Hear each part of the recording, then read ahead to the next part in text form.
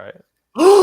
We're live, everybody. Welcome back to Strongman Personal Finance. We actually have two people on here besides my handsome self. We have our hero, Jay Nagy, that sexy man in the Hawaiian shirt that he never watches. And then we have one of our subscribers, Singularity, 2045.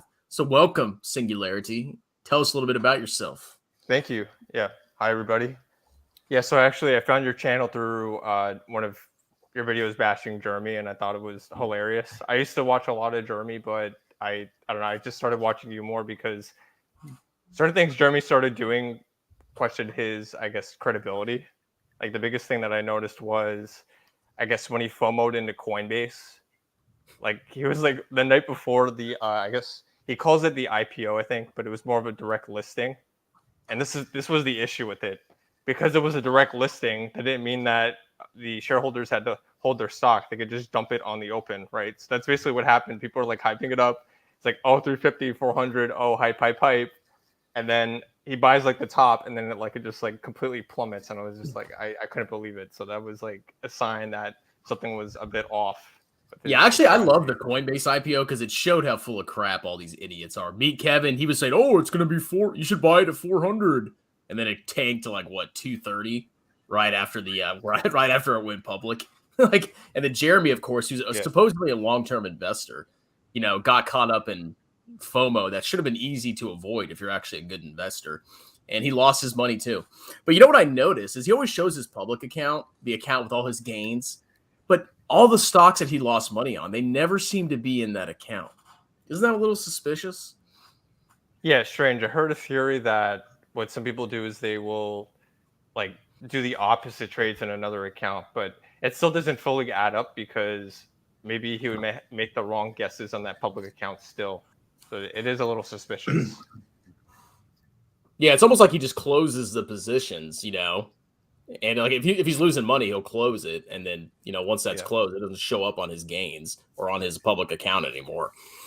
So he's definitely hiding crap because he's lost money. GoPro, Nat, GoPro, Coinbase. I mean, all these freaking stocks, these stupid YOLOs. So I think the reason why he FOMO'd into it was because I think someone was talking about the growth potential, and it is I think the margins are high because they're selling cryptocurrencies, which are. Some people think it's like total garbage. There are a lot of cryptocurrencies that are complete garbage, in my opinion. But some are not as, I guess, scammy. But there are people that are value investors that absolutely hate cryptocurrencies, and I get it. Well, here's the thing. This is a point I always make about crypto.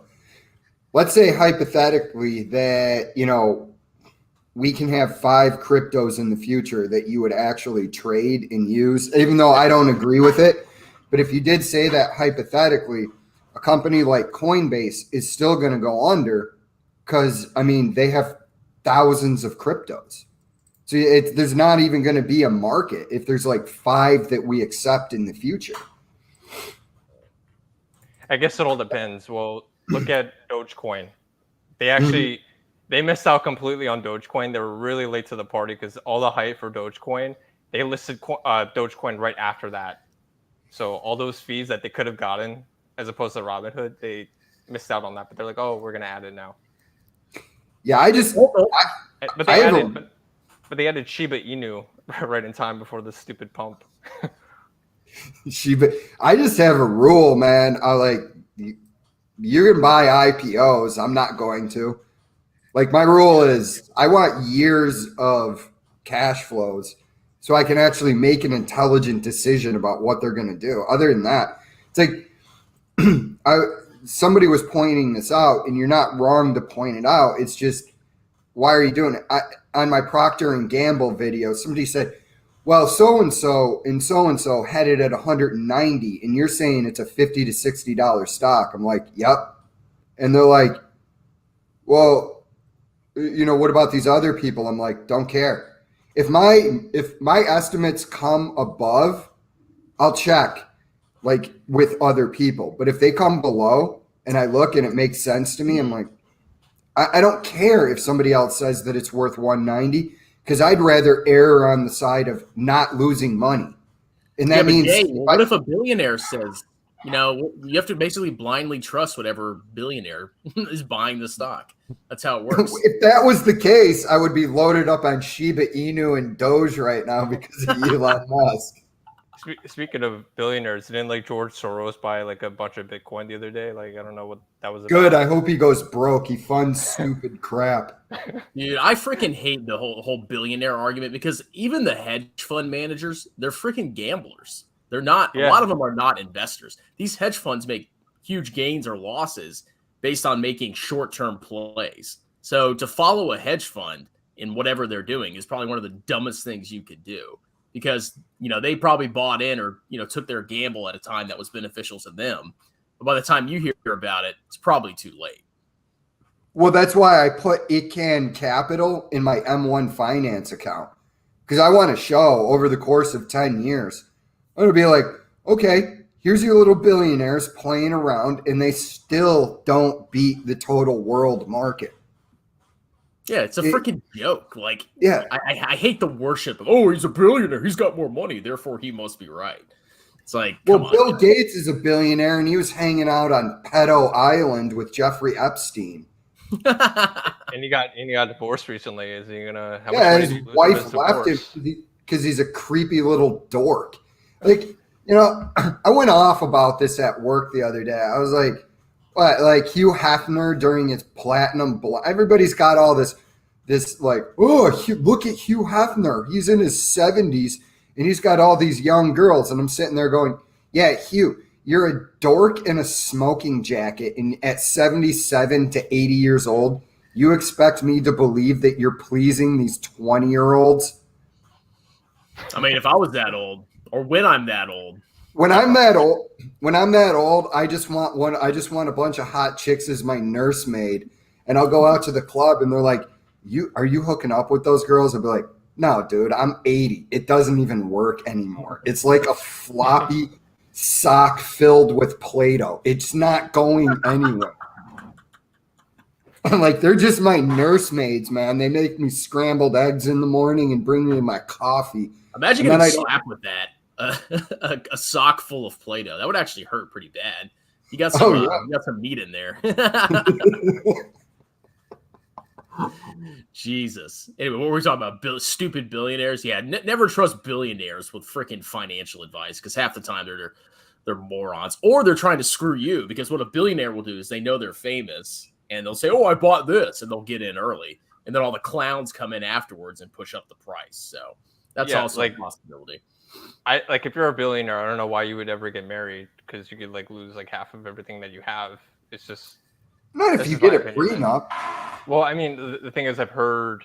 Okay, I guess I won't go too much into it, but I've heard like situations where they do throw up prenups, and some women will be like, "Oh, you have a prenup, you don't like trust us or whatever." So it's just. Well, then you tell her shut up. It's like we're getting a prenup. Sorry, bro. If I'm a billionaire, I'm a 10. Like, it doesn't matter what I look like. If I have $1 billion, I'm a straight 10. It's like, well, all right. If you don't want to sign it, I mean, I guess I'll live the single life on my yacht. I guess I'll go marry one of the other, 20 models that's hanging out in the yacht. Yeah, exactly. Like, look at Leonardo DiCaprio. I mean, the guy is like this like rotation, like after a certain amount of years, he just rotates to someone who's younger. Yeah, like Leo gets older, his dates get younger. That was a brilliant joke somebody said at one of the awards show. They said the movie The Revenant was so long that Leo had to leave his girlfriend afterward because she was too old for him. Yeah, doesn't he like only date 20-year-olds or something like that, 21-year-olds? My question is, how does he stand them? Like, I get it. They're like, oh, they're hard, but God, I get it, man. I'm 43, and when I was drinking, I would go to the bar and I'll listen to 21-year-old girls talk, and I'm just like, yeah, not for me at this age. Like, I'm just sitting there. I'm like, I'm not even interested in talking at this point. They have nothing. I mean, I'm not. Of course, some of them probably have interesting things to say. but they're in a very different stage of life. It's like, oh, what am I going to do for my career? And me, I'm like, I can't wait to retire. Yeah, it's just, and I mean, look, even if you looked like you were 21, if you were doing what you're doing now, it's just two different worlds. It's like, yeah, I go to work. Like, you're still figuring yourself out. I've already figured that out. I've already found my identity. I'm a angry, nasty, mean YouTuber. That's what I was born to do. I found my identity. I'm in the cult of Jeremy. Whatever Jeremy says. Here's that Connect video. Pretty good, huh? What do y'all think about that if you saw it? Wait, what video? The tattooed nutsack video. I watched that and I was like, okay, dude, a 40 PE ratio is pretty much too much money to pay for a stock. If you just generalize, even if it is high growth. When they're like, oh, you want to pay more for growth, it's like, yeah, maybe like a 25 PE ratio. Was he saying it was going to be 40 PE and what is it? What did he say? 5-10 years? Was that he said it was going to end at like 40 PE. 4 or 5 years? It would be selling at, if it's selling at a 40 PE ratio, okay, well then it's overvalued. I'm not going to count on my stocks being overvalued. Yeah, I was like, where are these numbers that you just pull out of the air, and why do you think they're logical? Well, he has people that work for him. Like, he has a CPA, and he has probably a bunch of other clowns that grift off his fans. But they're the ones that probably do all the work, and then he just comes on there acting like, oh, I'm the one that figured this out, and then he presents it. That's probably what's happening, is they're doing the work for him, and he's presenting it. Yeah, Jay, didn't you do like a discounted cash flow on Tattoo Shop and it was worth like fundamentally $2 or something like ridiculous? No, what I did is I divided the shareholder equity by the shares outstanding, and it came to like 77 cents or something like that.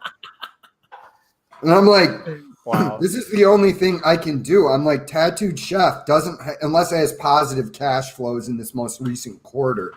But when I did it, like some people have asked me to do discounted cash flows on companies, and I'm like, guys, I can't figure out its intrinsic value that way. It doesn't have positive cash flows. Without that, I could take a wild guess. What I could do is I could go, or you could go, and you could look up what the experts believe when it's going to turn positive and what they think its earnings per share are, and grow it from there. But then it becomes, yeah, discounted cash flow is more is part art as much as it is science. But boy, once you get into that level, you're getting into a lot more art than you are science. And plus, you have to discount the negative cash flows too, because if you buy this company, you're losing money for a certain amount of years. You have to factor in that loss into your assumptions. So for how many freaking years you're losing. So I wouldn't even buy that company for the book value. I would buy it for less than book value, because as soon as you buy the company, you're instantly losing money. Yeah, and one of the biggest problems with the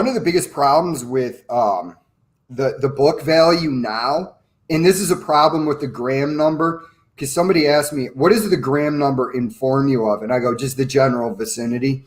Because when that was developed back in the day, you're looking at companies had a lot of more plant, property, and equipment that they do now, because it was more of a manufacturing economy. Today, we're in more of a service economy.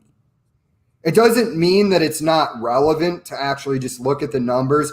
What is my book value per share plus the cash flows that I expect to get over the lifetime of holding this stock? But again, I go back to when Ben Graham was doing all that stuff in the 30s. You're looking at, I buy company X. Most of their stuff is manufacturing stuff that I can liquidate if we get into trouble. But now, I mean, you can start a company like Amazon with a computer from your garage in Seattle. And I know Amazon owns a lot more now, but it just makes it a little bit tougher. Yeah, that's all I got. Yeah. you have something to say, Singularity? Yeah, I guess we could keep talking about Jeremy. You guys want to? Oh We're yeah, gonna yeah. talk about Jeremy for 5 hours. That's the only person we talk Yeah, about. well, Okay. yeah, we'll talk about Jeremy and then a bit more, and then some cryptocurrency scams, and then I guess some things that are not. I mean, I know some people think that the whole space is a scam, but I'll talk about some things that I think are interesting from an engineering standpoint. Why don't we go? Let's start talking about crypto. So I want to hear your Okay, sure. opinions on crypto, and then So like kind of what cryptos you're invested in. Okay, so I'll say this: there are definitely scams. There are a lot of scams in this space. So if you're going to invest in this space, be very careful and don't even look at it if you haven't maxed out your Roth IRA and 401k, especially if you have a company match, right? So let's. I have a few scams that are not really talked about popularly, but they were just like obscure scams that I've seen on like obscure message forums. All right, let me see if I can pull them up. So, Baby Doge. no. This is way worse than Baby Doge. I think the worst thing that I've seen is called Scort Swap. It's basically supposed to be like an escort like token. Basically, it's like supposed to get you to like a VIP lounge based off of how many tokens you have. It's so dumb. So before we even get into the scams, like, well, what is your back? Are you just like an interested investor, or are you like a computer engineer? Like, how do you know, or like, what's your background with crypto? Okay, so to give a little bit of context, I have to back up a little bit.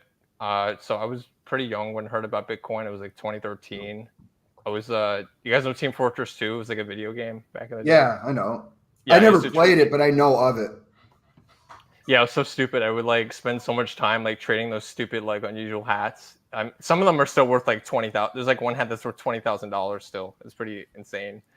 I was like trading these hats, and the thing that was horrible about it was that like Valve made it so that you couldn't easily cash out into like fiat, like cash or Bitcoin. So yeah, I mean that's how I heard of Bitcoin. I didn't really understand it because I was like a kid, like I was like really young at the time.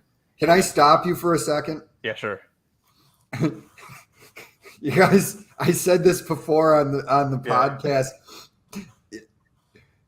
2009, I'm in the Air Force, and I read this article about Bitcoin being the future. I'm sitting there, and I'm like, I have no idea what this is, but I have $1,000 on hand. I told Chris I'd be worth like $100 million today if I had done it and kept it. And like, you wouldn't even be on YouTube, man. Like, where would you be right now if you had $100 million? Probably on a yacht off the coast of Thailand. But yeah, I mean, I didn't really have money to play with. I only had like that hat that was worth like a couple $100, but I didn't know how to buy Bitcoin or how to get it securely because like there were like a lot of scammers. Like there were people that would be like, "Oh, I'll be a middleman to like get your Bitcoin with your hat," and then some of them would just run off with it. So that's why I didn't buy any Bitcoin or cash. I didn't get a chance to cash out. I just kept the hat or whatever back then. And I think in 2019. Summer of 2019, I vividly remember like I was a broke college kid still. I was like, all right, like I'm looking for scholarships. And I saw this like blockchain scholarship and I'm like, what the hell is this? I was like, is it just like Bitcoin? Like I was pretty unaware of like other things in I guess the blockchain space. And yeah, then I fast forward like a couple of like years. I think what happened was I think I bought like some Ethereum. I forgot how much I bought like a year ago or something like that. And it was because I saw this like person like promoting it or whatever. And I was like, whatever, let's buy it. It's like cheap. YOLO. And, yeah, I just YOLO'd. I was buying a bunch of crap last year anyway. But it's one of the few things I have kind of kept. Mainly, I'll talk about why. And I'm going to fast forward to, I guess, the whole Robinhood. We need to facilitate an episode of John and him talking. Oh, God. Because they'll talk way above our head on crypto. Like they'll talk way above our heads. Because I mean, like I like to learn about crypto. I don't really think it's not really for me, but you guys would be so far above us because like John will come at me with, well, it's this, that, and this in computer terms, and I'm like, John, I love you, man, but I want to choke slam you through a table right now because I don't understand a thing you're saying to me. Yeah, so I started producing some videos kind of explaining why I think it is useful in certain ways. There are a lot of problems right now with some of the platforms, like the fees are kind of high and it's kind of slow and gas fees. So let me talk about Robinhood in detail. So Okay, yeah. Sorry, what bro. happened like what no it's all good. So what happened I think earlier this year was that GameStop trading was halted because Robinhood didn't have enough liquidity to, or not liquidity but enough capital to like basically help people cash out. So they're like, oh, we're going to, trade halting. But I'm very skeptical about them telling the truth about that. And Why? people, well, I think part of it too is that I'm going to sound like a tinfoil conspiracy theorist saying this, but there are people that Go. I think their liquidity provider, the person that is like their custodian, is Citadel, and I think Citadel is friendly with hedge funds. It sounds like a tinfoil thing. I know. I No, it like to say it. doesn't. Isn't that a pretty popular theory on like It's Wall very Street bets? logical. Yeah, It's very logical. That whole some thing people was a believe it. threat to their bottom line. They have buddies that they'll call. Like, hey, listen, man, it's Citadel. Yeah, we went leveraged on this. Yeah, cut the liquidity, man. We can't have this. It makes perfect sense. Yeah, I think they had like I forgot what it was exactly, but it was like 100% short. They shorted more than what they had, and Like it a doesn't make hundred. sense to even do that. I mean, this goes back to what you were saying about hedge funds, like the gamble. This is like the dumbest thing you would have ever done. The Hedge point of funds are investing, stupid, stupid, the point, stupid. the point of investing is to mitigate your risk and to improve your profitability. But they were just like, now let's short as much as possible and just make it as risky as possible because we're so overconfident and cocky about it, and that's where you make mistakes. I got a CFA, bro. So I can just do stupid gambling stuff now. yeah, so I guess with cryptocurrency and I guess with not cryptocurrency in general, but I guess with smart contracts. Have you guys heard of smart contracts? Yeah, I've heard of it. You guys know how they work, or I could kind of Isn't try it to like, No, I explain. mean, like from explain. my understanding, you just like it's built in, and as soon as the something is triggered, like the condition is met, it automatically pays out the winnings, I guess, to the person. That's my understanding of it. Yeah, well, the idea is that yeah, it's basically like that. It's a financial agreement that cannot be manipulated once it's kind of deployed on a blockchain. That's the idea of it. And in a video that I made, I kind of explained why it can't be manipulated, mainly because blockchains are kind of chronological. You can't go back and kind of like manipulate them unless you try to attack the whole network with. So there's two ways you could try to attack. You could do proof of work attacks with like Bitcoin and Ethereum because they work on that right now, which is basically you'd have to have like more than half of the computational power of the whole network, like 51% of it to attack it to start modifying stuff. Well, But if you have isn't something the like, blockchain like isn't every person has a copy of the entire history, right? Isn't that how that works? I think so, yeah. But the idea is that if you want to try to go back and write stuff, you have to have more power than the entire blockchain or Yeah, you'd have to 51% like of it have is. you'd have to like overpower and like basically hack every single participant. At least that's what it sounds like to Yeah, me.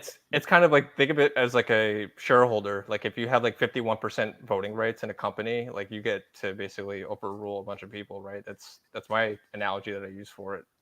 I guess proof of stake is kind of more accurate to that analogy because proof of stake is just like how much liquidity that you have of that token to kind of say like, okay, this is what's going to happen on the blockchain. We're going to say that this is a valid transaction while that isn't, and that could lead to collusion or something manipulative.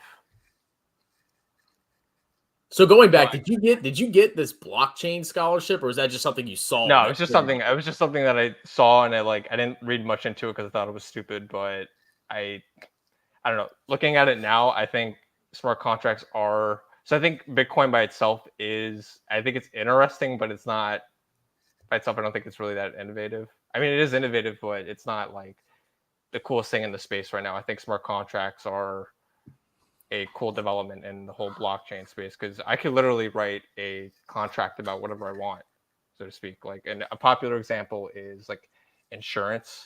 I guess if you guys want to write like an insurance contract, like if there's like let's say I want to do insurance, I guess with like someone in a different country, I could like track if there's rainfall in a different country and then have a payout based off of if there's like a drought or not. It sounds like crypto would really help facilitate gambling because like you could gamble on anything. Gambling. Yeah. Gambling is very the whole people call it like a unregulated gambling scene at the moment with a lot of these like, Doge, Doggy Coin ripoffs. That's absolutely true. I'm not going to deny that. I almost feel like we're in the Big Short right now where they're explaining the derivatives market, where it's like, well, I'll take that bet that bet doesn't work out. It's almost like somebody's taking a bet on the Deontay Wilder Tyson Fury fight tonight, where it's like I'm saying, Fury wins, whatever, and then somebody else comes. Well, I'll take the bet that he's wrong. Well, and like I'm thinking about this now. The crypto betting smart contract system that could potentially bring down the financial system because we don't know what players have these stupid bets, and if they lose the bets, thinking there's no way we can lose, kind of like what happened with AIG during the financial crisis. But if some kind of large institution made a stupid bet with these smart contracts and then it hurts their liquidity or makes them have a massive loss, you don't know what the ripple effect could be throughout the entire economy. So that's a potential. Yeah. Well, I mean, sure. The world economy is so interconnected that you don't know if the Chinese economy, if Evergrande or however you say it, goes under, you don't know how that's going to affect America or Europe. Yeah, that's why crypto needs like massive regulation. Even that won't help it because, we had, like going back to the mortgage crisis, even then, that regulation didn't stop that. But there definitely needs to be more transparency in what's going on with all these cryptocurrencies. So I was actually doing I was like reading about or like just like watching videos about, I guess, cryptocurrencies. And I think the current head of the SEC was someone who was actually giving an MIT lecture about blockchain and Bitcoin and Ethereum. And I was thinking like, wow, it's a really small world. This professor's now like head of the SEC and he's now kind of dictating the legislature for all these cryptocurrencies now. Well, and I think they're going after Uniswap, which is a popular automated market maker, decentralized exchange. And what that basically is that as long as you have like a wallet, like an Ethereum wallet, you could basically trade whatever you want. Like I don't have to go to a custodian and give my social security number or like my state ID or whatever I need to give them. I could just, as long as I have a wallet and I have some Ethereum, I can go do a trade. And I think that's kind of cool. Well, what are you going to trade? Like swapping out with a different crypto or what? Yeah. Well, another way to look at it too is that if someone wants to, you can theoretically trade stocks as well, like what people do. And this goes into tokenization. And I think I'll talk about NFTs later. I have mixed feelings about NFTs. That's more of a complicated topic. Dude, we got to do really NFTs. Them, honestly. We got to get to those. But anyway, so with tokenization, I think there's a token called Synthetics that tries to emulate a lot of stocks. So like you could technically trade like Microsoft and Apple stocks with, I think, blockchain already. I think they're already kind of doing that, which is cool. I could gamble on stock prices without actually having to buy the stock. That's cool.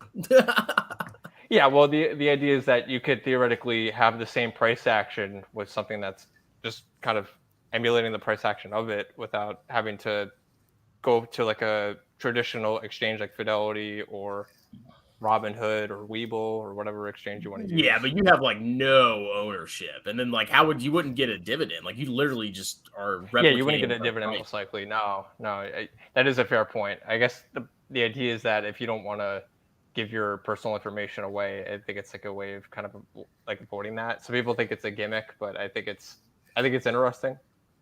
Well, here's only the problem with the privacy's going away, whether we like it or not. Yeah. At a certain point in the future, like, singularity 2045. I mean, as we get closer and closer to, the next singularity, the fourth industrial age, there's going to be basically no privacy. Which is going to be it's going to be a double-edged sword. You're going to have politicians up there trying to act like they don't take a dump, and we're going to be like, hey man, why do you think you're better than me? Remember that time like you accidentally recorded on your glasses, you ate that truck stop hot dog and then you destroyed the bathroom? Like, you're not better than me in any way, dude. So you can step down with your slick hair, Gavin Newsom. The North Korean guy, what is it, Kim Jong-un or whatever his name is? Apparently he never takes a dump. Well, that's gonna go away. yeah, dude. But I mean, that's the way they set it up. It's like, that's why I can't stand politicians. They're just up there acting like they don't do all the things that we do. Like, listen, bro, you've gone to the gym in some old gym clothes and come out and tried to take a shower and your crotch smells like death. Don't act like you're better than me. Well, what I want to do is be able to tap into Jay Nagy's house and see him taking a shower whenever I want, especially when he's like in his 60s and we have that kind of technology. I'll be tuning in, maybe giving you some super chats. Bro, I'm telling you, when I'm like 70, I'm going to start my own OnlyFans where I just walk around my house naked, disgusting.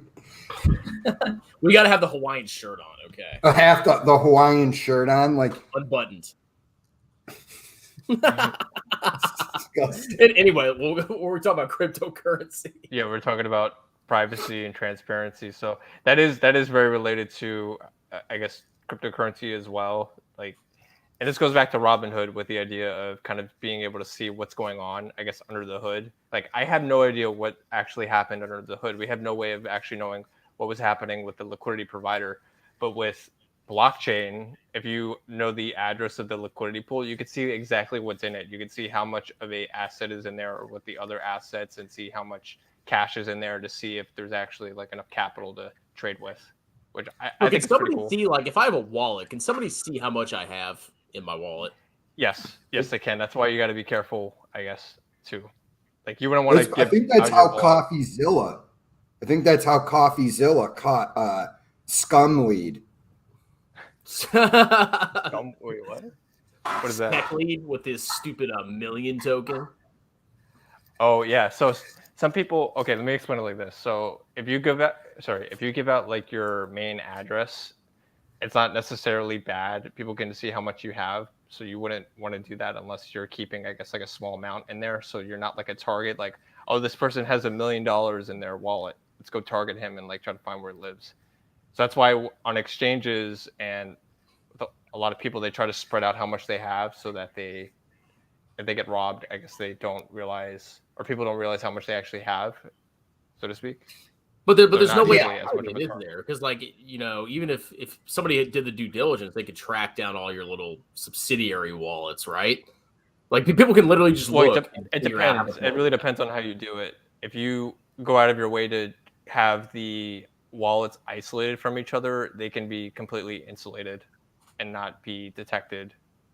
But you do have to be careful. If you're sending funds from one account to all the other ones, they're obviously going to be able to kind of do the math, prepare. I know you have this much, so it all depends on the strategy that you want to have with it. It does sound convoluted with all this, but no. The problem is, man. The problem is a lot of it seems at this point a little bit too complicated and too risky, where the average person isn't going to wade into that pool. And it's like I said, with crypto, I'd rather, maybe it's going to turn into something at some point, but I'd rather sit back. It's the Warren Buffett thing. Don't invest in the things you don't understand. And it's that's a whole separate world to me, where it's Jay, you need to get in on this cryptocurrency. Nah, I'm going to see how this plays out, man. Well, you'll probably never invest in it because it's just like a commodity. It's like gold or silver. I mean, at the end of the day, there's no intrinsic value. You can't calculate, future cash flows. So even if the market matures and it becomes safe, I don't see the investable quality in it. I see it more as just pure gambling. So I have a question. I have a question actually about the discounted cash flows. So what about miners? I think you guys did videos about different Bitcoin miners and they're not very profitable, but isn't that still like some form of cash flow because they're mining, I guess, Bitcoin and they're producing like Bitcoin, and I guess fundamentally Bitcoin is worth zero, and you I try see to it as sell it for a nothing, massive, it's worth nothing. 100% negative cash flow because they're mining something that has no intrinsic value. They're just Okay. blowing money. You know what I mean? It's like this. This is why I tell people when people say it's digital gold. This is why I tell people it's not digital gold. The laptop you and I are using right now contains gold. Like I had to get a crown. I have a gold crown in the back of my mouth.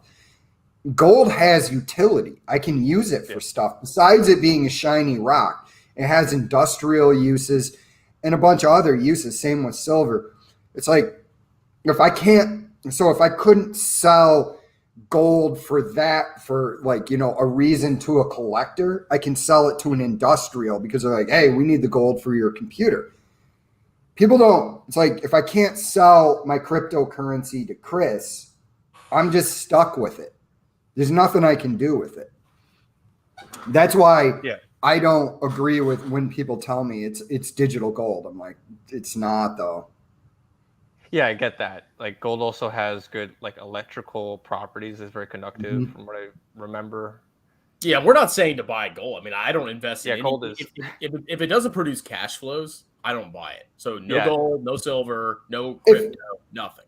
I saw on Twitter gold's not the worst place to invest. Just invest in a miner because it's actually producing something other than, hey, here's this shiny rock. It's sitting in Fort Knox now. Aren't we cool? Look at us, USA, most gold.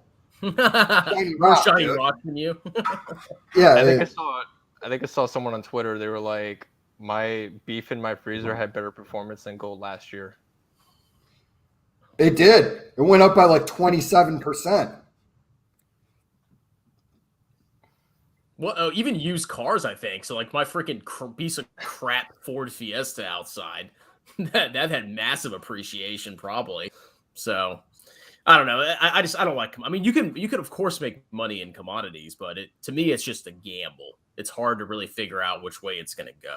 Whereas a company, you can be like, well, I have reasonable assumptions about future cash flows, and I can use that to calculate what I think the company's worth, and then you just buy the asset and hold it. But also, there's this thing. Like, if you really understand a specific market, if you really understand crypto, there's a space for a lot of money to be made. Even if you are gambling, you're gambling against people that don't know what they're doing. Well, the crypto market's pure human psychology, in my opinion. It's just like, can you predict the next, pump and dump? And then you get in early. That's basically it. Yeah, it's very technical. It's like, this is one of the biggest things in investing. Do you understand what they're doing? And like, I use this example all the time. Both Google and Domino's IPO'd in 2004. And up until, I think it was 2020, Domino's had outperformed them. And I have a way better idea of what Domino's does. I say it all the time. They sell crappy pizza. It's more, I understand that more than I understand Google's model. It's like Google, we sell ads. Okay. Also, dude, when I told everybody that Google was overvalued, nothing but dislikes on my video. I'm like, are you guys emotionally invested in these stocks? Well, it's like human nature. Like if they see the stock go up year after year after year after year, they're like, it has to keep going up forever. There's no way it's overvalued because I saw what happened in the past. I think I had it as somewhere to enter as like $900 to $1,200, somewhere in there, and it's currently trading at $2,700. And then all the people that gave me thumbs down, I was like, good. I hope you buy Google at this price. I mean, we all are if we're buying indexes. It's like Tesla. It's like people don't get like, it's not, you're not saying it's a bad company. It's just, it's an overvalued company. Like massively overvalued. Yeah. It's like I think Warren Buffett said like he'd rather buy a good company at like a better price, or I forgot what it was, but basically at a fair price. Overpay. You want to buy a good company at a fair price rather than an inflated price to maximize your gains and to risk buying the top. I'll be right back. Yeah. Well, like with Tesla, right? I haven't been in a Tesla, but from what I've heard, people rave about the car. I don't have a problem with the car, and I don't have a problem with Tesla. I just am like, I sit there and I go, listen, man, it's probably a good company, but I mean, it's what you pay for it. It just comes down to that. And I mean, Tesla's PE ratio is like 400 right now. Yeah, it's I mean, ridiculous. I yeah. personally, yeah. Go ahead, man. I forgot what I was gonna say, but I could talk. I guess when Chris comes back, I could talk about, I guess, like Tesla's tech very briefly from like based off of public information. If you understand it, like I have a very basic understanding of the self-driving car, and it comes from like Ray Kurzweil and people like that, and they're like, no, you're not going to see full automation in this decade. Yeah, well, the biggest thing is I think there's a lot of misconception about, I guess, artificial intelligence. Like people think it's like oh, like magical thing, and people are just gonna magically find this like sentient like artificial intelligence. But right now we're just kind of shooting in the dark with mathematical models. That's why I understand artificial intelligence. Because like I wrote a my thing is this, like I don't pretend to be smart. So if I don't understand something, I'll listen to somebody who does. Like, do you know who Lex Friedman is? I've heard of him. Yeah, I've seen some of his interviews. Like he's great, man. He's an artificial intelligence researcher, and basically your self-driving is a parlor trick now. And that's actually a quote from Elon Musk. And so Elon Musk is an extremely intelligent man. So he's sitting there and he goes, if I create hype, I can just, make money off of it. That's what he's doing. Yeah, and just print shares out of thin air and keep selling them. Well, honestly though, in Tesla's defense, if I was sitting there with Elon Musk, I would be saying, you're stupid not to issue more shares at these prices. I know you're screwing over the shareholders, but I'm just saying for the company's overall health, these stock prices are so inflated. My opinion on it is it's probably a $30 stock right now. Probably because of the PE and just all the hype behind it. Yeah, and you look at it, like they're growing massively. But I mean, it becomes a point. It's like, what do you believe? I mean, Ford sells way more cars than Tesla. So it's like, I don't see. There's numerous problems with Tesla. Number one is people don't understand the technology. Number two, they think that it's just like magically going to take over the entire world, and they don't even think that it's an actual car company. And I'm like, homie, 86% of their revenue comes from cars. It's a car company. Well, we're going to see their so they put out their quarterly sales, and then once they release their 10Q, then we can go look. And if that 86% number is consistent, still a car company. Yeah, I was just going to say too briefly about, I guess, their technology. I think I was watching some videos and they were like kind of criticizing, I guess, like how good the self-driving really is.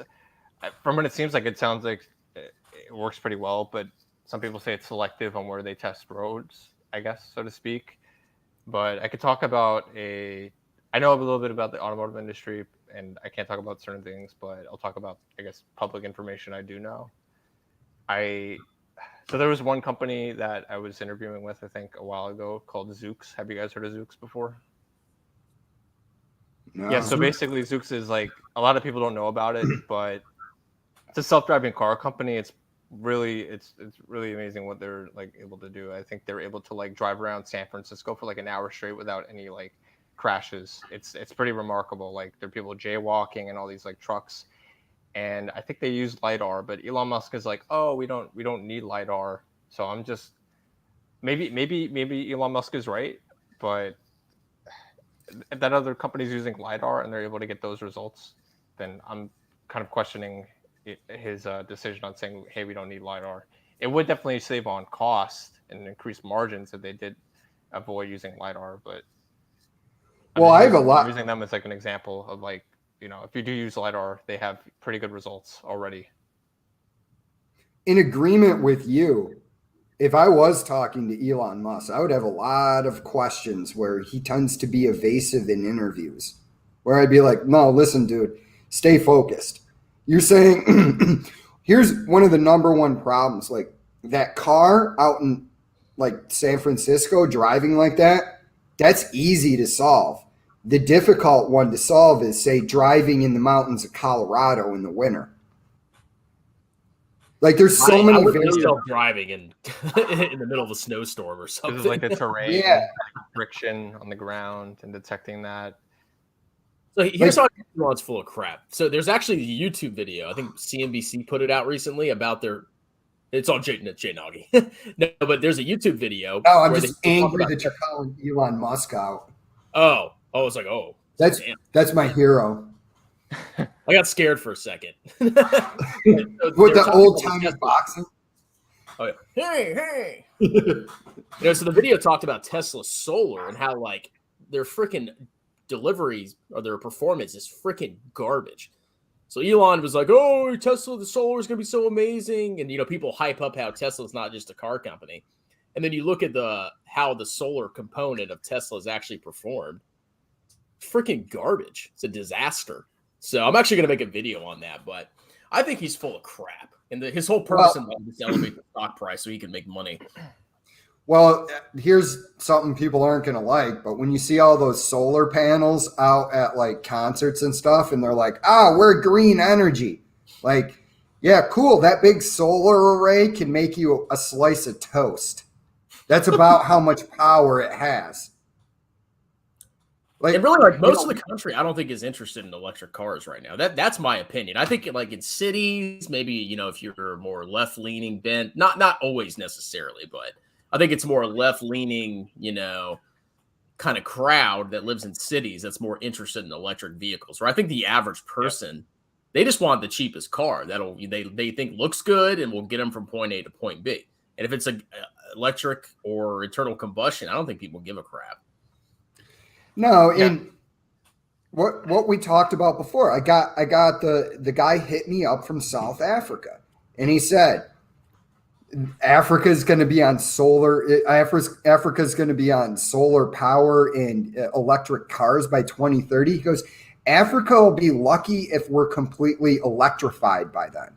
And I was like, wow, I didn't know that. I figured, the rural places, because I mean, even in America, there's places where cable doesn't go out to this day. But I'm not an expert on Africa, but I mean, it was like, oh, wow, I didn't actually realize that, even a country that's kind of developed like South Africa is probably not going to be completely electrified by 2030. So it comes back to, what are you talking about with these electric cars? You keep trying to sell them as though they're green. They're not. Yeah, and the fun. So here's why all these YouTubers think that Tesla's going to keep going up like it was in the past. It's because they don't understand that the current stock price already factors in that future growth. Whereas they look at the stock price and they don't understand that, and they think, okay, if Tesla's growing by 50% every year, I mean, of course the stock price is going to grow by 50% every year. I mean, but they don't. That's the issue with a lot of these people. I mean, the stock can definitely go up if the assumptions that are baked into it change, but it's not going to go up to $12,000 like that one moron said it was. What's his name? It can go to $12,000. It doesn't mean that it's worth $12,000. That's another thing. In arguing, I was arguing with this kid about Neo, however you say that stupid Chinese company, and he would comment me. He's like, "What do you think this company is worth?" I'm like, equity divided by shares outstanding. That's what it's worth. You're an idiot. Okay. All right. Like, just because oh, NIO's $60 stock. Doesn't mean it's worth $60. Or people they make fun of me because I made a video about Unity software. And I was like, this company's bleeding money. And then, of course, the stock went up because a bunch of clowns speculated on it. And they're like, see, you were wrong. See, the stock price went up. I'm like, well, I don't care. The company is not worth that freaking stock price. And eventually it will self-correct. Well, I can't wait. I can't wait for the whole market to self-correct. So I can be like, this is the worst time. People are like, this is the worst time ever to invest. And I'm like, yeah, I'm loading up on things like never before. Oh, it's going to be glorious. I was going to say, so I think the guy that was, I think it was solving the money problem, that Tesla guy, $12,000 because of the robot. He's Tesla robot. Portfolio. Here's what I realized. I used to listen to that guy like a while ago because I was like really naive. I'm still naive, I guess, when it comes to investing. I'm still learning as I go. I'm aware of that. Bro, max your tax advantaged account with low cost index funds. Yes, BT. Now you're better. Now you're a better investor than 95% of people that walk around. Yeah. And I think the way he tried to like not trick, but his reasoning for, I guess, trying to be like why he has like, I guess, like 95% Tesla shares in his portfolio is that it's like, hey man, it's diversified. They make solar panels and like EVs and like rockets. But again, if you look at the company's like financial statements, I think it said like 85 or 86% of the, I guess, like revenues from selling cars, right? Yeah, 86%. Yeah, 86. Okay. Oh, but yeah, I mean, it's been consistent. Like, oh, it's not a car company. But you look back at the revenue percentages, it's been roughly 85, 86%. So when the new Tesla earnings come out, everybody's going to hype it up because like maybe their net income will have a huge growth. Whatever, I don't care. The thing that I care about is what percent of revenues is cars. If it's 85%, just like last time, it's still a car company, and its price to sales multiple will eventually be 1 or less, like the other car companies, which means its freaking market cap is going to be way less in the future than it is right now. That's all you got to worry about. Well, like I said earlier, you were gone, but it's a $30 stock. And if you actually, there's no way it's a $30 stock. Okay, multiply that times 5. $150. That's about what it was trading for before it exploded. Oh, it's like the market is irrational. Like I used to think the market was like decently rational, but and that's true. A large part of the market is rational. You know, like most stocks are pretty close to their fair value with some fluctuations. But there's some segments of the market where you're just going to have stupid, insane, irrational valuations, either on the downside, like Alibaba, or on the upside, like Tesla. You know, and that's where you really need to be worried. Yeah, it's like when I did public stock for Nate, I was like, it's trading at $60, but this is a $50 stock. That's not really a big disconnect. That's about what its value is. You know, I mean, you could go, oh, it's off by, 11%. Okay, well, a lot of times companies are going to be off by something like that. Yeah, Tesla. Who knows? I hope it annihilates these freaking morons solving the money problem. Chicken genius, meet Kevin. Because once that's I couldn't believe the robot stunt. I was like, I can't believe the stock didn't plummet after that stupid skit that he did with the dancing robot. I'm like, this is like embarrassing. I'm like, why would he do this? If anybody took that at face value and increased their projections of Tesla because of the robot, that proves they're a moron. Like, come on. A guy to put on a suit and dance. That's what happened. To like this like terrible like electronic music. So stupid. Well, dude, it's always obvious in hindsight. It's obvious in hindsight that Elizabeth Holmes is a grifter. It's obvious in hindsight. Most people didn't catch it at the time, but I didn't even. I looked at that woman when everybody was like talking about her as some genius, and I go, the economy of words and the way she speaks is not quite jiving with my idea of a genius. If you want to know what a genius is, listen to me. Yes. I'm just kidding. Yeah, I mean, people are very critical of her because, I mean, she's very disappointing. I feel like she kind of left like a bad reputation, I guess, for women and I guess like leadership roles for CEOs, because like she was one of the youngest billionaires I think ever, but it was all based off of fraud, basically. But I think the antithesis of that, like a good role model, I guess, is Lisa Su. She turned like AMD from like a $2 company into like $100 company. She completely saved that company. So I have a lot of respect for her, at least. AMD's a good company, but last time I looked at it, it's pretty overvalued. Yeah, it's overvalued. I used to have some AMD. I bought around $50 and then I sold around 110. Nice. That's a good little turnaround, but it's Now you can put in a baby Doge. I guess it's not that badly overvalued. I just looked at it now. It's got a 37 PE ratio, so it's probably was probably pretty close to fair value when you bought it. And then the market got irrational and you took advantage of it, and that's great.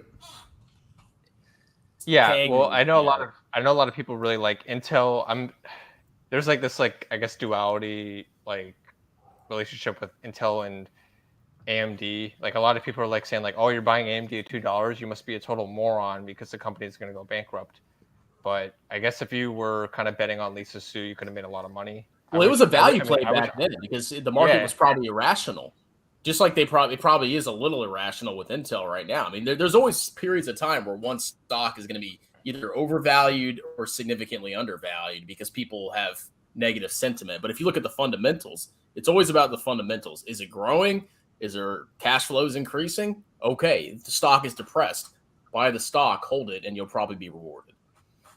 Yeah, it's interesting because I think back then the tech wasn't great because I guess when she joined, you need time to develop better products, especially in that space. It's not easy to make a good processor. It's very complicated.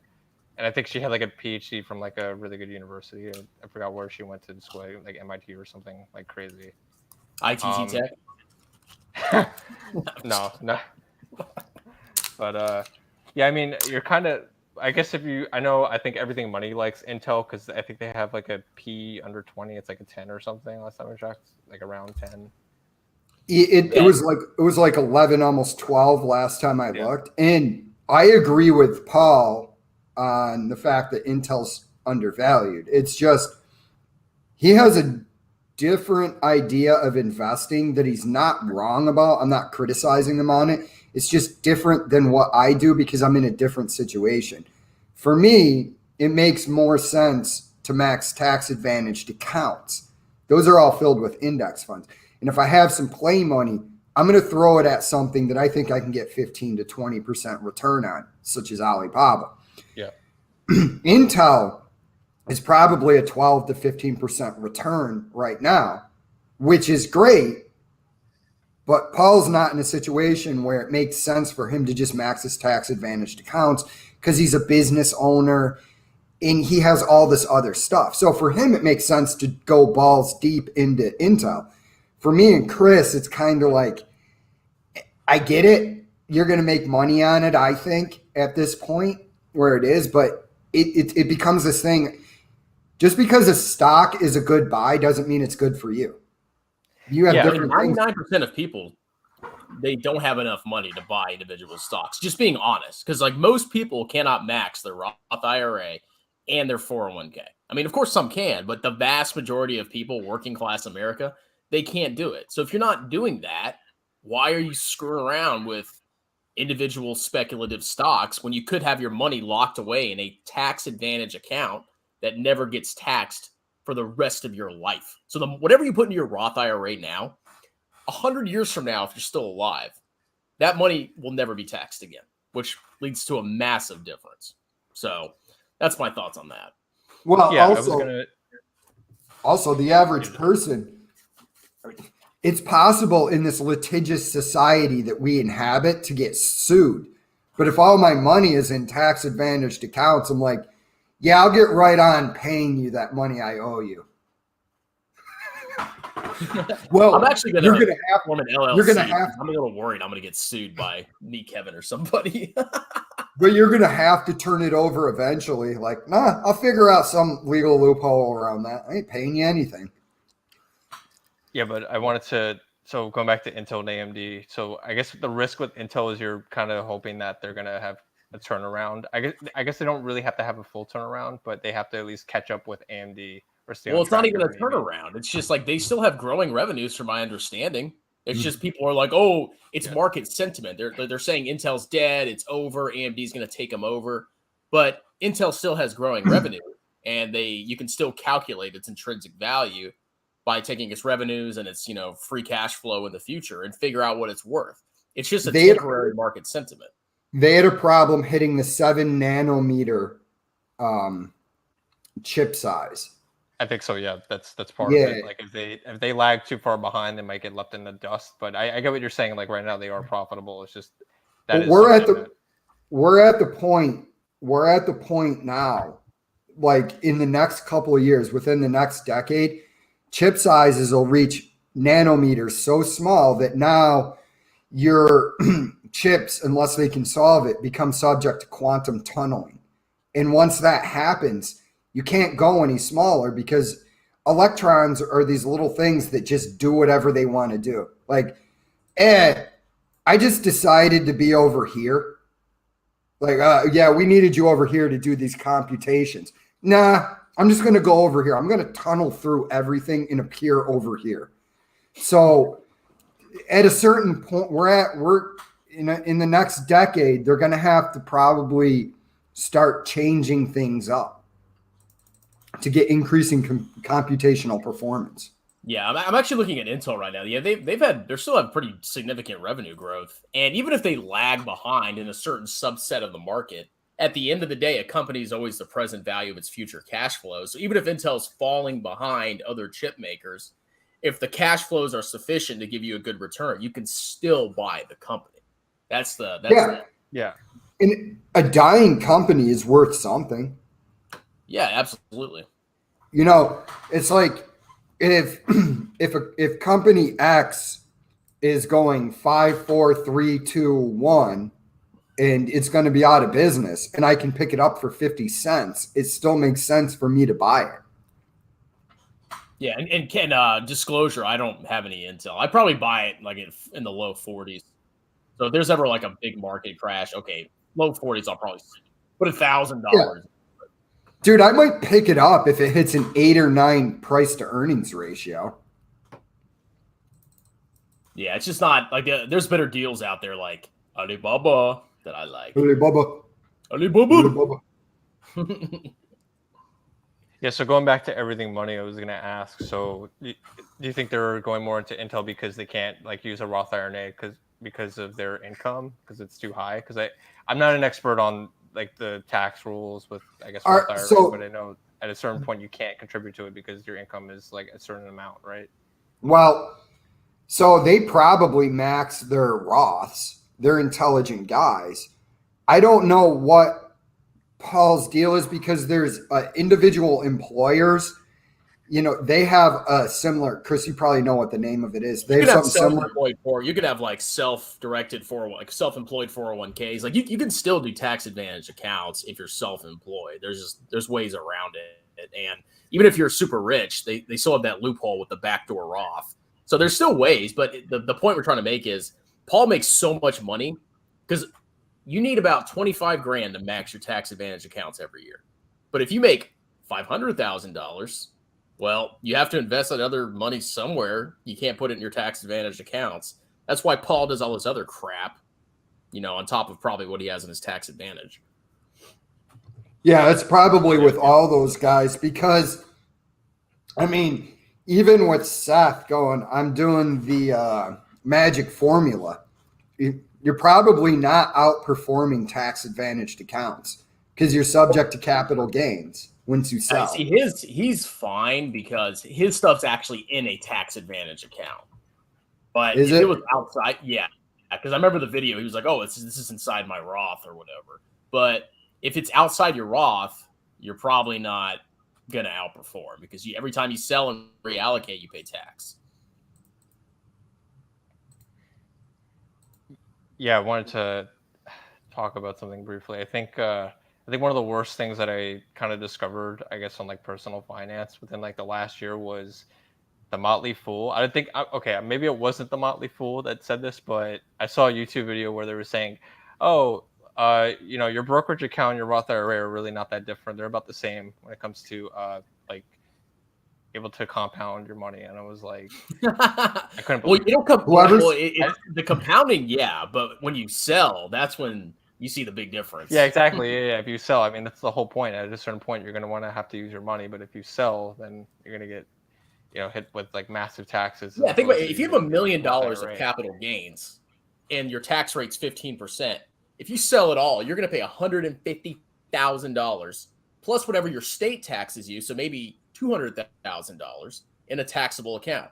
If it's in a Roth, you pay zero. $200,000, zero. What would you rather pay? Yeah. I mean, it's as simple as that. Simple as that. No, I want to pay. I want to pay for AOC's reconciliation package.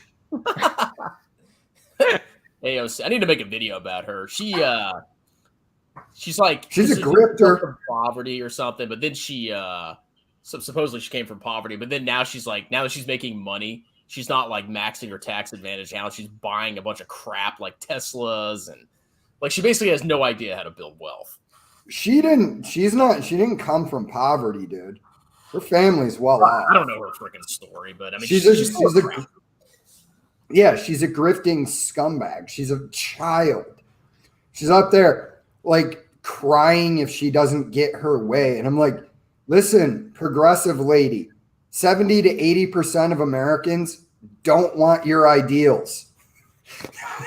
I just think it's hypocritical because she like wants to take care of the poor, but when she gets in a position where she could, you know, fix her own personal finances, she doesn't really understand how the average person can actually fix themselves. She just thinks, oh, you know, you just have to basically get a check from the government, as opposed to if you get a raise, maybe you should probably, I don't know, pay off your debt, not buy a Tesla, maybe max your tax advantage accounts. Well, I would loser mentality. I would love to be in a situation where I could interview AOC, where I could confront her and go, it says right here that you think that the United States can just print as much money as we want because we have the printing press.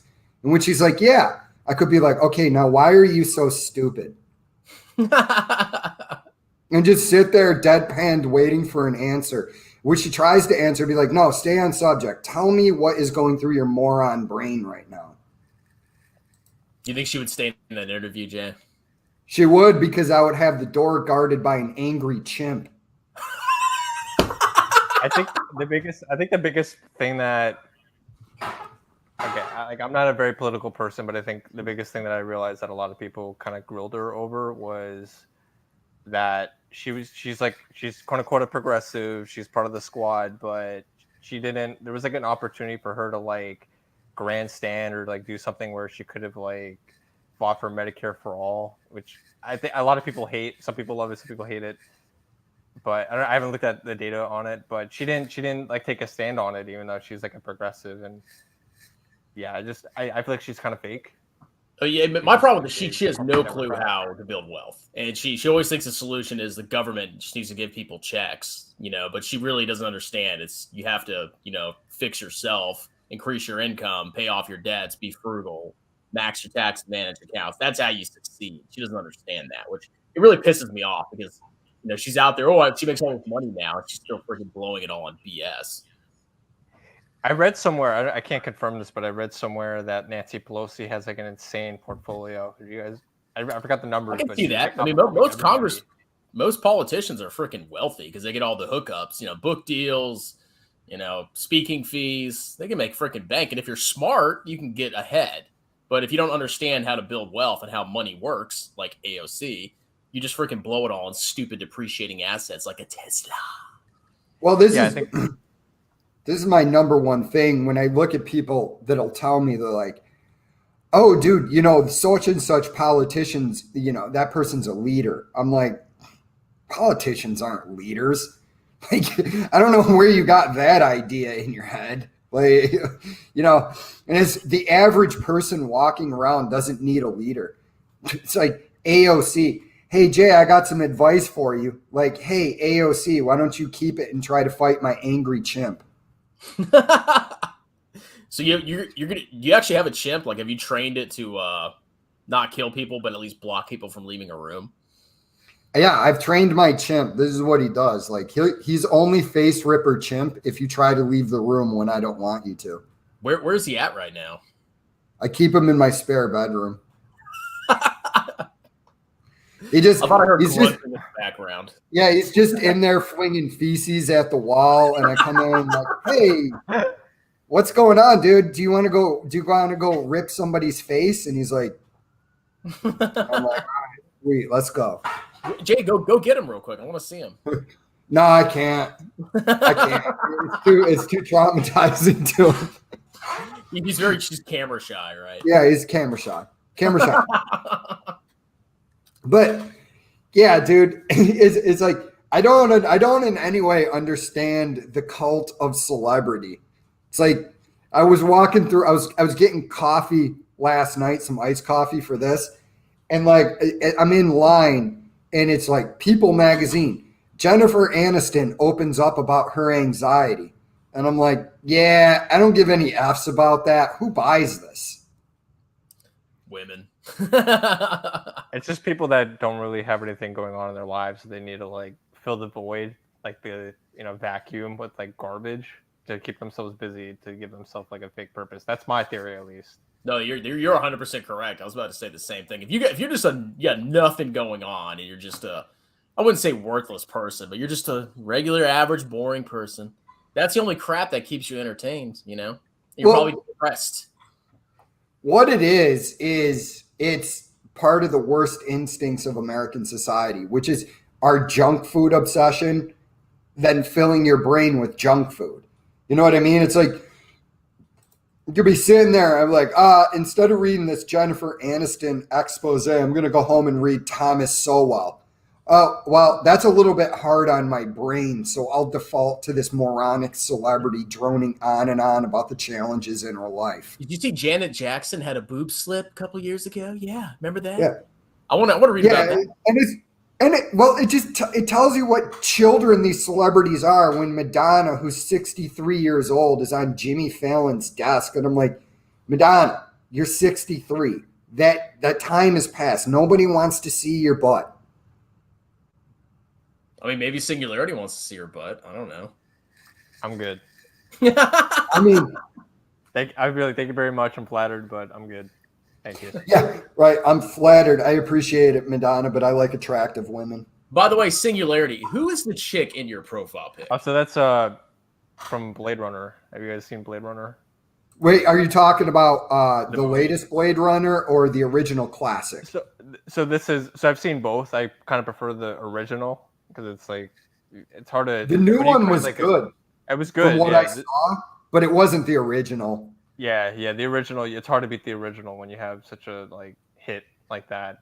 But this is like the scene where I guess like Ryan Gosling's like fake girlfriend like shows up as like a bigger person, I guess, so to speak. I don't want to spoil it. Yeah. It's like a big scene.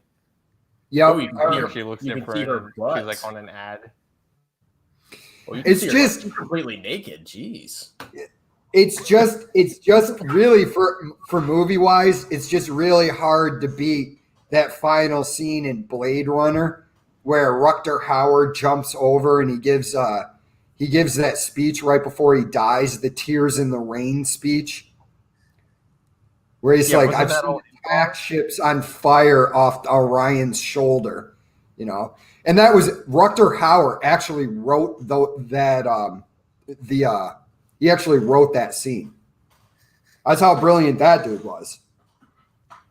So wait, he wrote it. He didn't just improvise on the scene. He went home and cleaned up the dialogue himself. So the end product is what Rutger Hauer came up with. Wow. Yeah, that's a great movie. That's one of my favorites, man. Is the original Blade Runner. Like I said, new one's pretty good. It's not. I need to watch it. I haven't seen any of them. All right, you guys want to do some comments and then we'll close this out? Yeah, man. You late, brah. I'm sorry. Waiting on Jay. Sorry. The fluffer loves unprofitable niche companies. That's very true. Any comments on that, guys?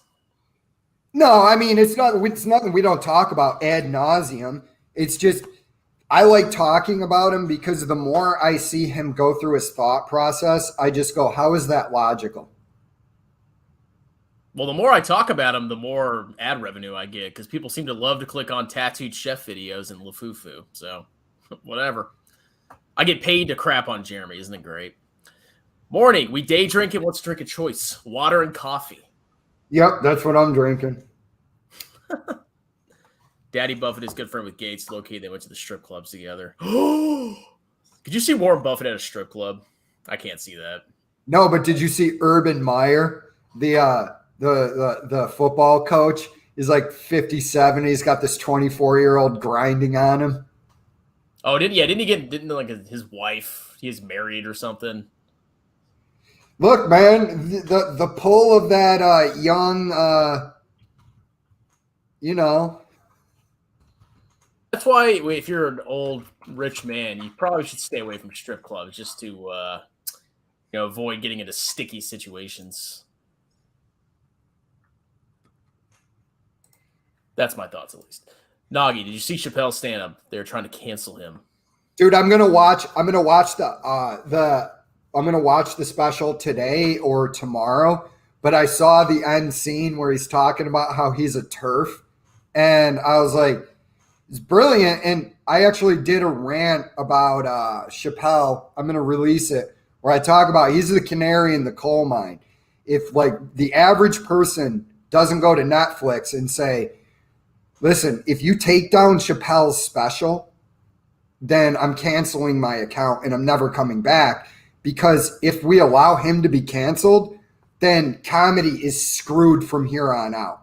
That means that the people that fall to pieces anytime somebody expresses an idea that is different from theirs, like comedy's done at that point.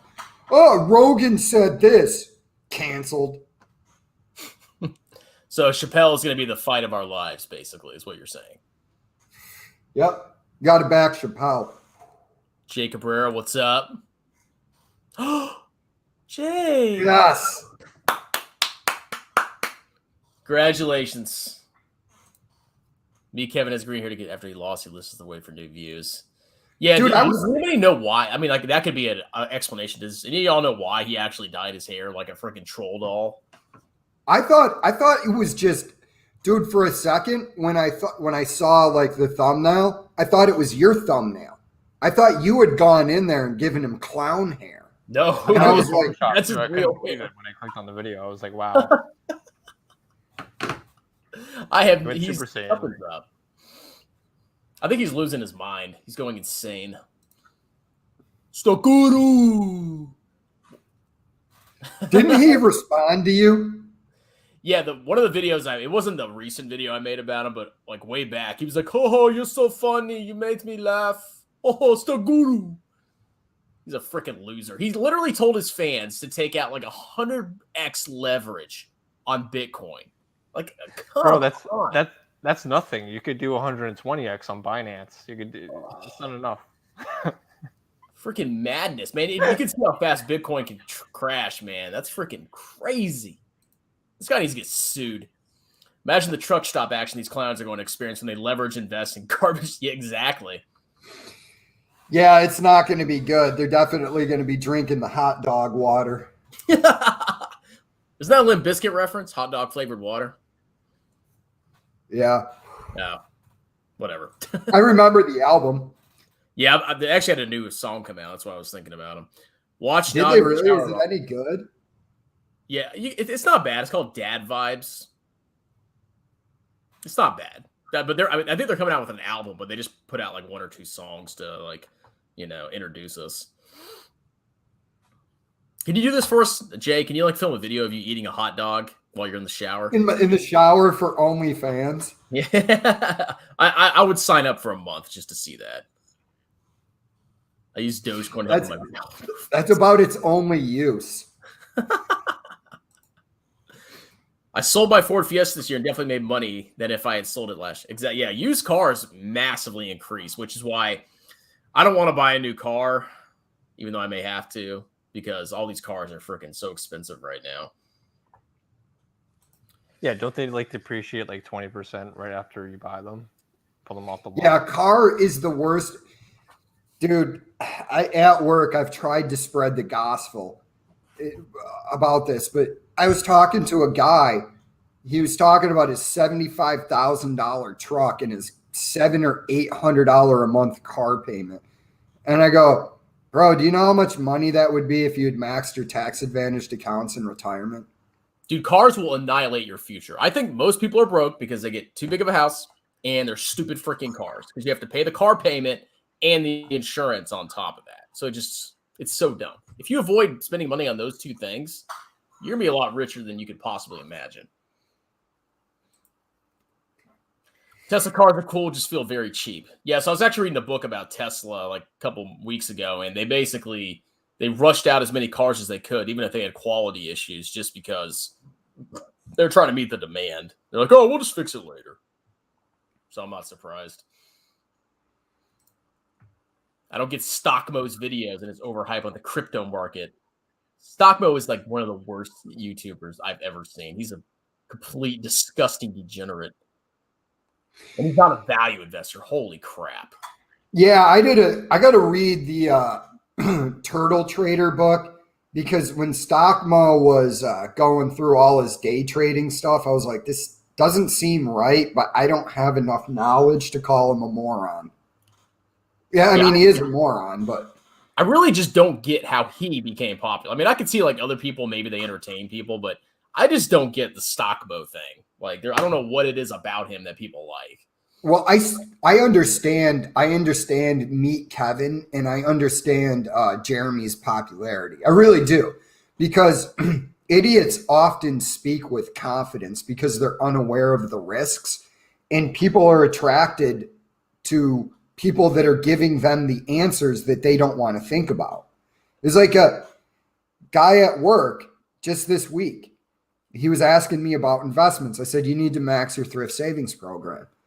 We talk like 3 minutes into the conversation. He goes, so do you got any stock tips for me? And I go, what did I just get through explaining to you?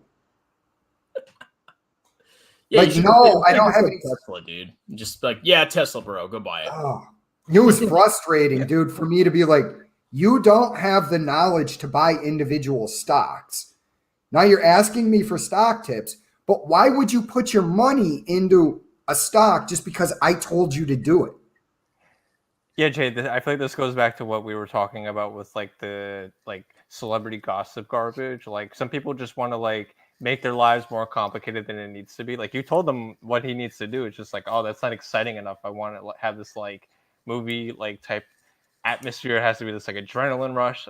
Oh, that's boring. 401k and Roth IRA. Why would I do that? I want something exciting. I want to, Tesla and all this like cool crap. Yeah, but you could do other stuff. It's like, okay, max your taxes. Like when I was in the Army, I literally didn't think about investing at all. I just maxed or put whatever I could in my thrift savings plan. And then I just did whatever I wanted to do. I went to the bar, I went on vacation, and I found other ways to have excitement and fun. But you don't have to get that through your stocks, Exactly. I think the worst is like if you spend all this time, that opportunity cost of all that time that you waste in the stocks don't even catch up with the index. Like then you're just throwing your life away. It's kind of sad. Yeah, like with the discounted cash flows and stuff, I actually enjoy doing that because to me it's kind of like a puzzle. So to me it's kind of like doing Sudoku. So, but I mean, if you don't enjoy doing it, I don't in any way understand why you would do it, even if you knew how. Yeah, well, this is going more towards people that don't know what they're talking about, like people that don't even know what a discounted cash flow is. Like I'm gonna be honest, I recently learned about it through you guys. I had never heard the term before. Like no one on YouTube really talks about it. I guess on like regular stock channels, but I have been reading about the model. I think it's an interesting model, and I think I'm gonna try to do one in the future.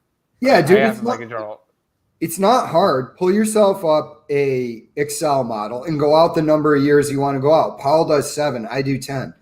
And then all you do and this is the easiest ghetto way to do it, just grow your earnings per share by what you think they're going to grow.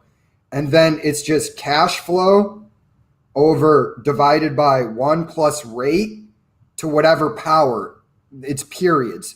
So in your case, if you're doing 10 years, it's 10 years. But if you're doing 7 years, it's to the 7th power, and it'll discount it back. So there's a lot of ways. There's a lot of ways to do it. You could do it from a free cash flow perspective too. If you understand the time value of money, this won't be hard. Yeah, exactly. Like I understand the idea behind like the premise of it. Like basically like the numerator it's a series summation where you have the numerator is like the cash flow, and then on the denominator you're having like an exponential like growth of how much time it's taking to get to that, because that's an opportunity cost that you're missing out on compounding gains, right? Is that exactly? The farther out the cash flow, the more opportunity cost. So you have a higher denominator the further out it is. Yeah, it's really nice. It's not that bad, but I mean, you probably get it. But I mean, some people that don't, it's just like, okay, if you don't get the time value of money, what are you doing buying stonks? And then here's something for you to think about too. One of the ways I do it is I take my EPS at the 10th year, and then I multiply it times 15, which is what the historic trading of stocks is. The PE ratio is 15. Then I multiply it by shares outstanding to look at the market cap, and I ask myself if the market cap makes sense. Because there's a guy who really knows what he's doing, but he did a discounted cash flow where be right back. His Microsoft would have been a $7 trillion company in 10 years. And I'm sitting there going, how does this make sense to you? That in 2031, Microsoft is going to be a $7 trillion company. It's overvalued where we are right now. It's probably a $1 to $1.2 trillion company. So you're saying it's going to grow 7 times in 10 years. So, yeah. Makes sense. Yeah, that's just one of the ways you look at it is like, does this make sense to me? And it's not hard, man. I mean, I think the hardest part is like getting your assumptions right. Like especially if it's like if you don't have enough data, if it's a new company, you're really shooting in the dark. Like it's better to just have a company that's been around for a while so that you have more data to work with to tune your model. Yeah, that's value investing in a nutshell, man. Elon is a crazy grifter. We know. Charging 10K. Is that what they're charging? 10K for full self-driving? It's so stupid. It's like, how lazy are? Oh, I'm going to drive to the gas station. I need full self-driving. This is something to the gas station, but this is something I was reading this article. They said, I think it was like the average car now lives for 12 years. So if you buy an internal combustion engine car today, you're looking at 2033 before it ends its useful life. Yeah, I'm going to drive ICE cars until I freaking die, probably. Because, like, let's say electric cars do get popular. Well, that means they're probably going to be ICE cars are probably going to be way less expensive because of supply and demand. And I'll just keep buying the cheapest car I can freaking buy to to reduce my expenses. Yeah. Tesla's a vegan company. Imagine Elon Musk announcing tomorrow that they partnered with Tattooed Chef. Maybe that's Jeremy's angle, man. It's like Jeremy's up there. He's like, so what's going to happen is your Tesla now has a little electric engine that'll cook your Tattooed Chef for you while you're in your self-driving car, eating your vegan food on the way to work. Jesus Christ! This world is so dumb now. I could totally see some kind of partnership happen. Like you have a little microwave in your Tesla, and it only cooks Tattooed Chef. Dude. Oh boy! And then the Very Good Food Company. I just did a quick look. I got to go back and look, but I think it's honestly worth about 15 cents a share. That company is freaking trash. Holy crap! I know we're wrapping up, but I'll say this about the Very Good Food Company and Tattooed Chef. So the Very Good Food Company, I was actually going to buy it, but I think what happened was I was too late, I guess, so to speak. This is back when I was watching a lot of Germany. I wasn't really watching you guys because I didn't find your channel yet. And the stock doubled overnight. I'm like, I thought it was ridiculous how much it pumped, just because Jeremy made a video about it. It was pretty inorganic, and I think people were complaining that there was like a $50 like trade fee if you wanted to buy shares. Like even if you bought one share, you'd have to pay $50 because it's a Canadian company. Whoa. Yeah, it was pretty crazy. I don't know if you covered that in the video, but that's a pretty big risk. If you're paying $50 just to buy like if you don't know and you just buy one or two shares, you just lost like $50, like buying like Jeremy's a $2 scumbag, man. Like he just wanted to pump his stock that he bought. He didn't give a crap what you spend on it. Yeah, the other thing is, again, I'm vegan. I've been on and off vegan throughout my life. I'm not like one of those annoying vegans that are like, oh, you have to be vegan. I'm just like, you do you. You know, I try to live my life my own way. Do you eat tattooed nutsack? So here's what happened. I think earlier this year I heard of Tattooed Chef through Jeremy, and I was like, I've never heard of this company, and I tried a bunch of their products. Out of like 7 products, there was like one that was like okay. See, this is the. It was overvalued too. It was like $5 per thing. I think recently they went from $5 to $4.29, but it's still like, if you're trying to like be frugal, like you're better off like if you're vegan, you would just buy like, I guess, cans of beans and like sauce and just make chili. Like that has so much protein compared to that, and it's way cheaper. And just eat that in bulk or cook it in bulk and just have it throughout the week. See, that's the thing too. That's another thing I do is like, I don't know anything about the vegan market, so I listen to vegans. And when vegans are telling me that Very Good Food and Tattooed Nutsack is garbage food, it's like I have to go with what you're saying. Sven Carlin did a video where he talked about Tattooed Chef or one of them, and he's like, I'm a vegan. This won't be in my house. I'm like, okay, that tells me all I need to know right there.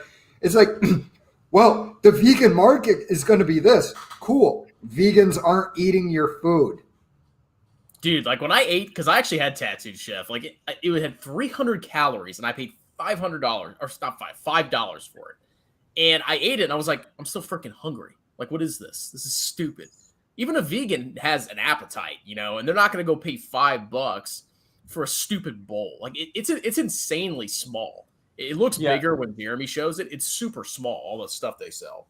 If there was something I could do to, I guess, if I was in charge of Tattooed Chef, I think what I would try to do is, and I think you guys discussed this, is that they're based in Italy, so they have to like ship the food from Italy, and that's like an opportunity cost that cuts into the margins, right? So what if they just did everything like locally in the United States, that would cut down on shipping costs. Yeah, because their gross margin has been going down, especially if they're lowering prices. That's going to cut into their profits even more. So they're going to be the food market. The food market is so hard to break into, right? You got to look at it like this. I don't think frozen food is good for you. Not that I'm like the bastion of health, but I have to think that they do put a lot of preservatives even in that vegan food. Oh, it has a ton of salt. So vegans are extremely health conscious. They're going to look at the ingredients and be like, this thing's loaded with sodium. Why would I eat this? Yeah, I'm not very bullish on that. I'd rather buy like Tyson stock. Like that's actually a very profitable company. I think they're coming out with whatchamacallit, with like they'll come out with vegan stuff. Yeah. Every company that's will. something I would put my money into. Yeah, like all of these so you take Tyson, right? They have economies of scale that Tattooed Nutsack doesn't have. Yeah, whatever. If y'all want to buy Tattooed Nutsack, you go right ahead, but I'm not. You can make money probably on Jeremy pumping it, but that's about it. Dude, bro, going it all in Tesla. Elon's a saint. He make money. Yeah, Elon's a freaking hero, guys. Tesla runs on soy. Singularity is hot, but sounds like a man. I'm a guy. I'm not. Get out of here, you turf, trans exclusionary radical feminist. There's worse things than investing in Tesla, I guess, like blowing 20K in a gold chain. Yeah, I made a video about that, everybody. Go watch it. Dude, that was a funny video where you mocked that guy for that. I want to do more of those. That was fun. Like just finding stupid people with making dumb decisions and just like sit there and laugh at them. It's like the easiest video you can possibly make. No numbers, no analysis, just tell people how stupid they are. It's over. I think this is referring to Tesla. It's overvalued, but it's not worth $30. What do you think about that, Jay? Well, I mean, if you look at it pre-split, you're looking at $150 to $200, which would be about what they were trading for before the run-up. And I mean, everybody's going to have an opinion about it. I'm not threatened by people who disagree with me. So if he disagrees with me, he disagrees with me. You should be threatened. You should fight. I'm going to invest in You want me to go get my AR-15? You want me to go get my AR-15 and my attack chimp? Yeah, I was going to say, go get your chip. That's all you need. Flying cars, bro. It's the future. Might as well buy the stock now. I'm going to start a flying car company and just like do nothing and just collect all the stock. You know, oh yeah, just like millions of dollars and then pay myself a high salary. Intel's a potential value trap. Don't disagree. Could be. It's possible. That's why max tax benefit counts first. Chris, is a firm overvalued? Probably. ASML, best chip machine company. I have no idea what that is. I'll take $200,000. You want to pay $200,000 of taxes, Arthur? You smoking crack? You got to respect the grind. Bussy is going to be at a discount when the market crashes. It is. This is going to be Jeremy. Jeremy's going to be out there trying to pay the rent on those 3 expensive houses. I'm long on Bussy stock. The funniest thing about Jeremy is that he used to work at a gas station, and I think I made a comment about this. Like, he'll end up back there with the way he's investing. Yeah, he's a freaking gas station manager. What the hell does he know about investing? Well, or some people bought Monsters. That means I'm going to buy it because people are buying it. It's like, Jesus Christ. Well, it's not even it's that too, that he's an idiot. But on top of it, I think he spends recklessly. I really do, because he talks about his 3 investment houses, and I'm like, okay, you make a lot of money. If I was in your position, what I would be doing is just crushing the total stock market till I was at the point where I'm sitting back in a modest house and I'm like, okay, if this doesn't work out, I don't have to do anything ever again. I can go to the beach. But I think he needs the money. Well, he wants to be a billionaire. That's his goal. He said it straight up. Like, that's his only goal in life is to be a billionaire for the status. He's not a frugal person. Like, the smartest one is Graham Stephan by far. Because if he lost his YouTube, he's still a multimillionaire. He'll be fine. Whereas Jeremy, he needs that money. We've talked about it ad nauseum, but some of the looks that Graham gives to the other 3 is looks of, I can't believe that I do this show with these 3 idiots. Yeah, Graham needs to love. Yeah, I would love to just be sitting there at the bar one time in the airport. Graham Stephan sits down for a second, so I could just be like, you're Graham Stephan. Let me ask you a question. Why do you run with those 3 morons? They're my friend. They're my friend. Graham is not going to beat me up. Graham would get into an impromptu jiu-jitsu match that he would lose. Dude, I actually watched a video. It showed like him and his girlfriend next to each other. I didn't realize how small he was. His girlfriend is like towering over him. Which, by the way, I have a claim to fame, ladies and gentlemen. Graham's girlfriend actually watched one of my videos.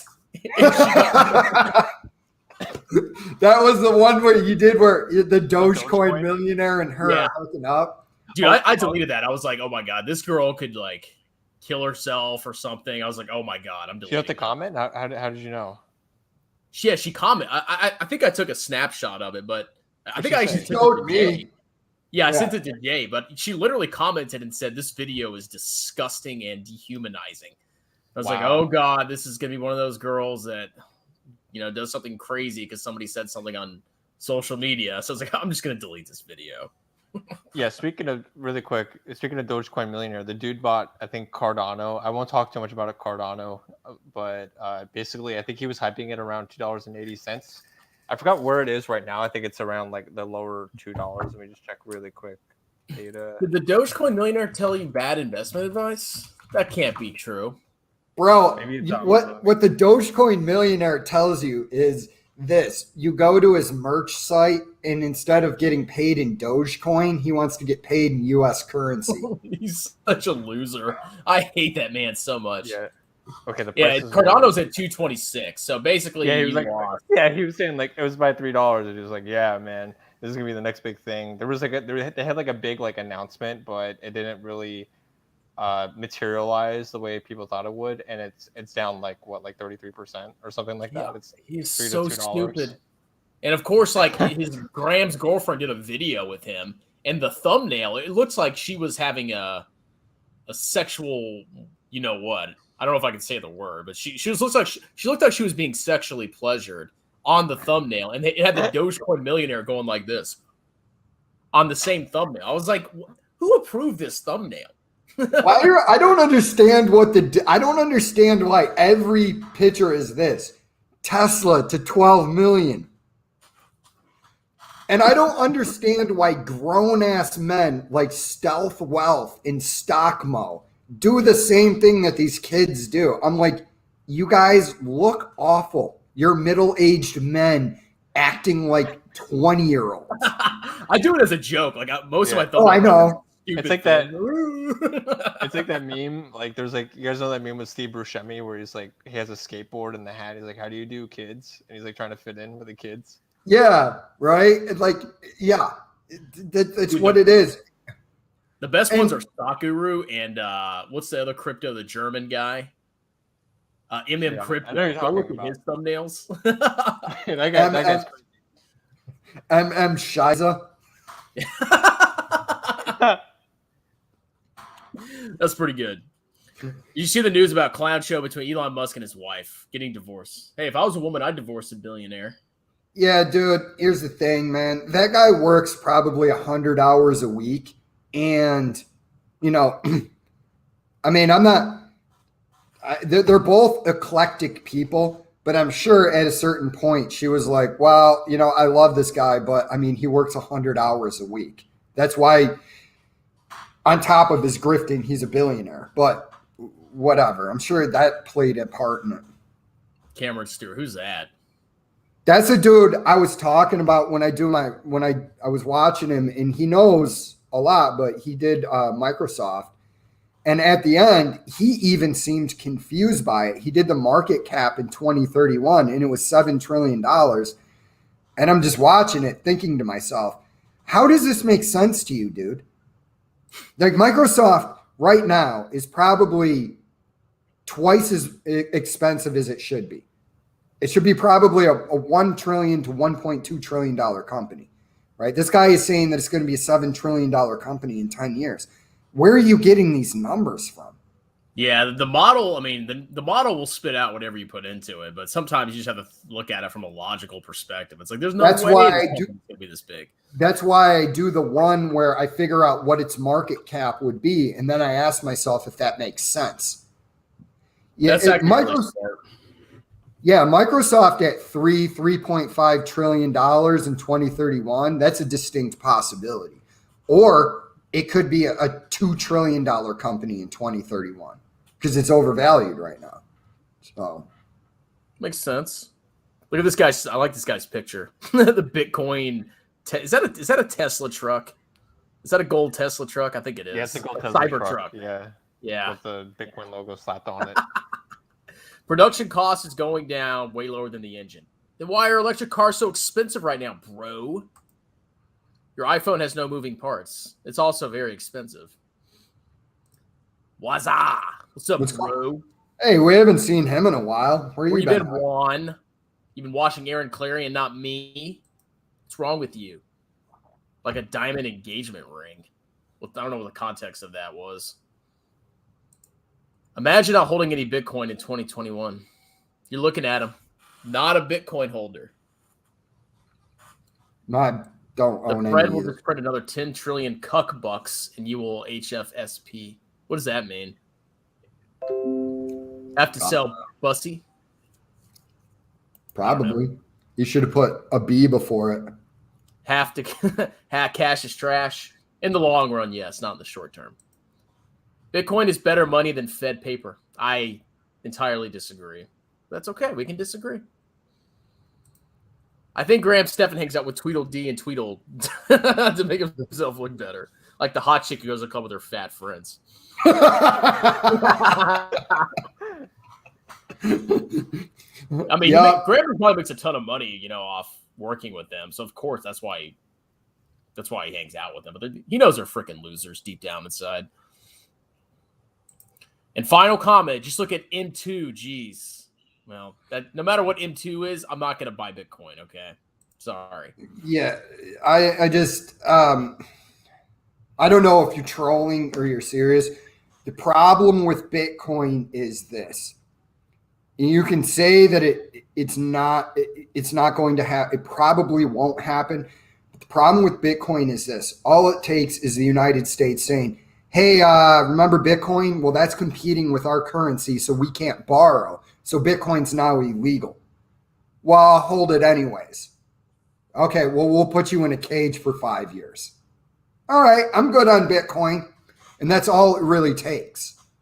Have fun staying poor. I love it, dude. I like that. I like that. Every time, if you don't buy index funds, HFSP.